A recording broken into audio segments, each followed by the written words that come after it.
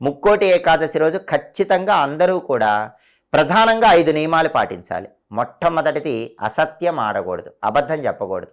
రెండోది కోపం తెచ్చుకోకూడదు, ప్రశాంతంగా ఉండాలి. మూడోది విష్ణుమూర్తిని శాల పుష్పాలతో పూజించాలి. అంటే మీ ఇంటి ఆవరణలో పెరిగిన మొక్కల పుష్పాలను శాల పుష్పాలు అంటారు. మీ ఇంటి బయట ఆవరణలో ఏవైనా మొక్కలుంటే వాటి పుష్పాలు ఏవైనా సరే వాటితో విష్ణుమూర్తిని పూజించండి. దీన్ని శాల పుష్ప పూజ అంటారు. ఇది ముక్కోటి ఏకాదశి రోజు చేస్తే అద్భుతమైన ఫలితాలు ఉంటాయి. నాలుగోది ముక్కోటి ఏకాదశి రోజు గరుడ ధ్వజ దీపాన్ని వెలిగించాలి. గరుడ ధ్వజ దీపం అంటే విష్ణు సంబంధమైన ఆలయంలో ధ్వజస్తంభాన్ని గరుడ ధ్వజము అంటారు.